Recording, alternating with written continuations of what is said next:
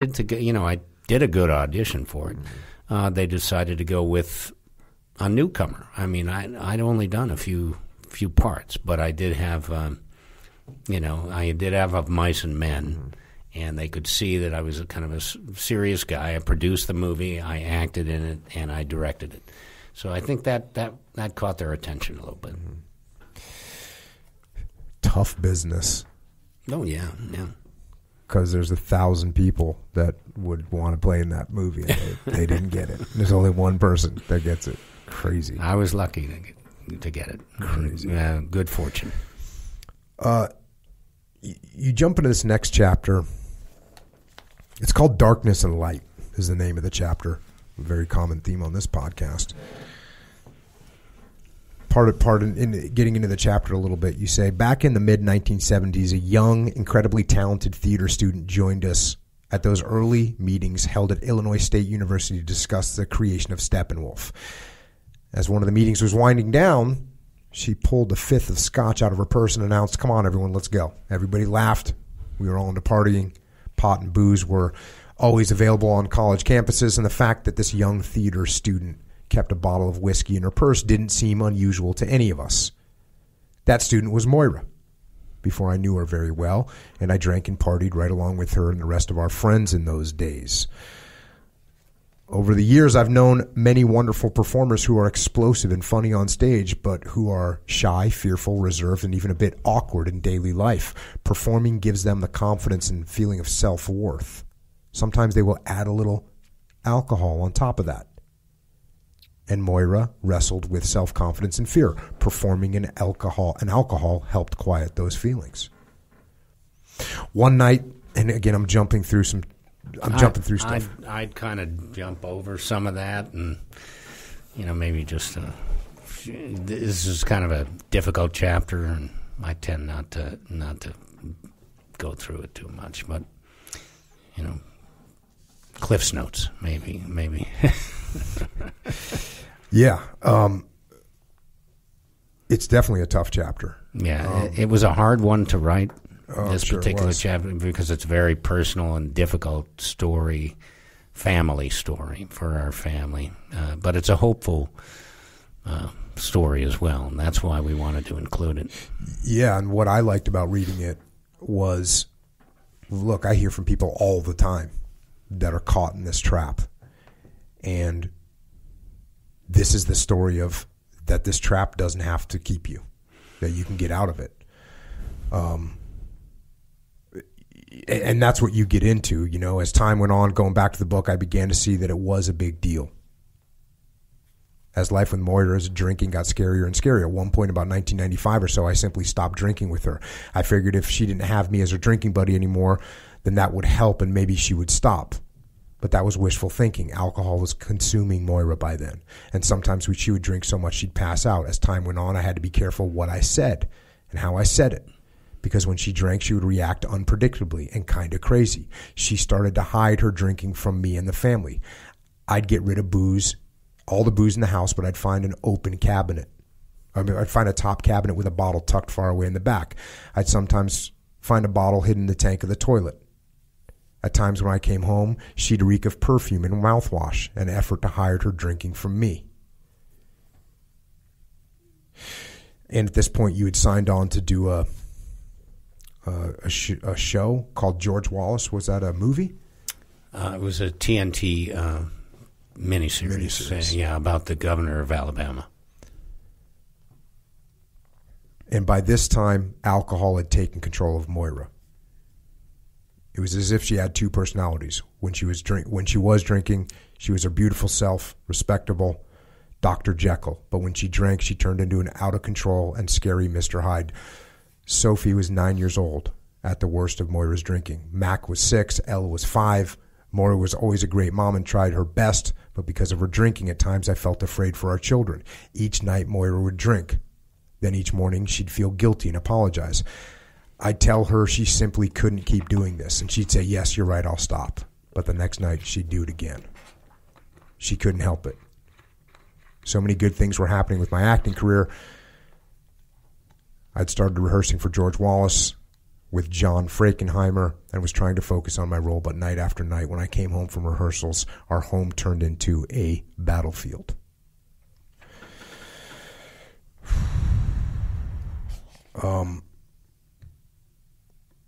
You say here, jumping ahead, finally it became clear that Moira had no ability to stop her drinking. I didn't know where to turn. I started going to Al-Anon family groups for people worried about someone with a drinking problem. I started seeing a psychologist who specialized in alcoholism and helping families through difficult challenges. I learned that family members must become tough in their love. I needed to become ruthless in combating this addiction for the sake of my wife, but it was very hard to do. You want to plead and beg and appeal to the wonderful, loving person you know is deep down inside, but that person has been consumed, swallowed up, and cannot hear you.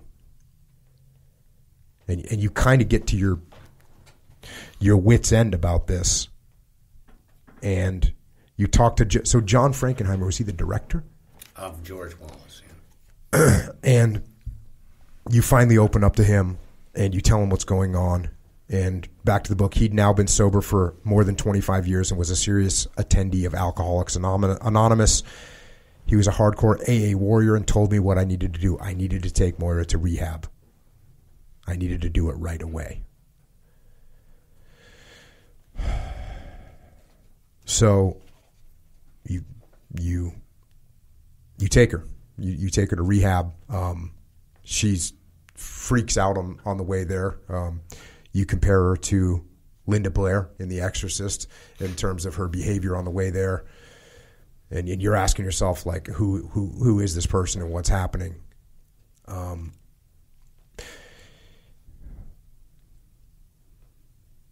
Fast forward a bit here.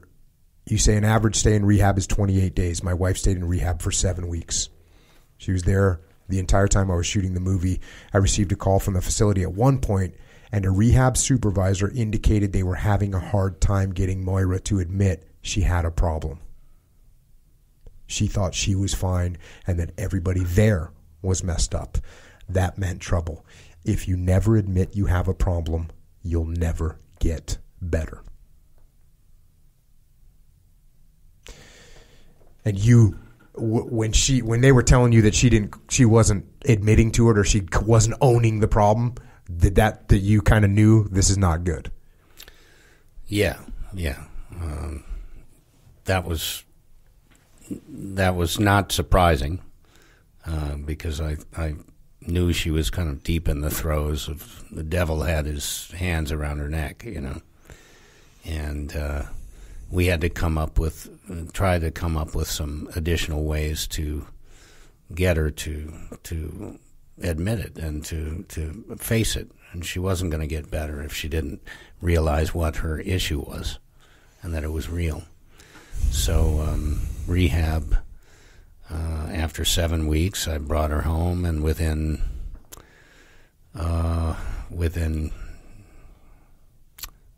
probably within 4 months, she had fallen again and had to go to rehab again, and that's when things began to get better and change after the second time. Yeah, and it seemed like that was a point where, you describe finding out that she's basically you're on the road, you're doing another thing, Snake Eyes, and you're on the road doing that. You get a call from your daughter basically saying mom's still drinking.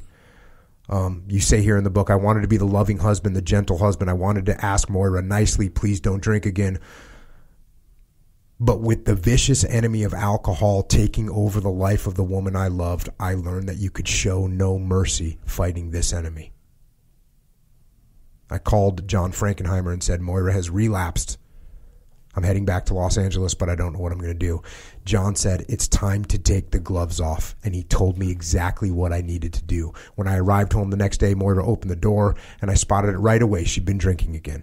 I came in the house, gave her and the kids a hug, acted as if everything was normal and fine. After a short while, I said to Moira, honey, you look tired. Why don't you go down and take a nap? She said, I am kind of tired. I think I will. She went to lie down in the back bedroom. 20 minutes later, I checked on her. She was out like a light. I packed 3 suitcases, called a car to pick us up, and wrote Moira the hardest letter I've ever had to write. I explained we'd reached a point of decision. She couldn't have our family and still have alcohol. She needed to choose between us, and she needed to get serious about her choice because I was finished. I told her I loved her so much and I wanted her to be okay.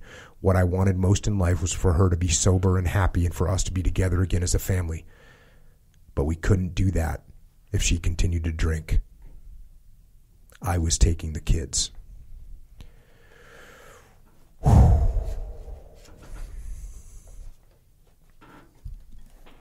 And that's that's not an easy thing to do. You always want to, I remember, because I started seeing counselors myself to help me with this issue. I started seeing a counselor who was focused on dealing with alcoholism and problems, and I started going to Al-Anon and doing, where can I turn to get some help here?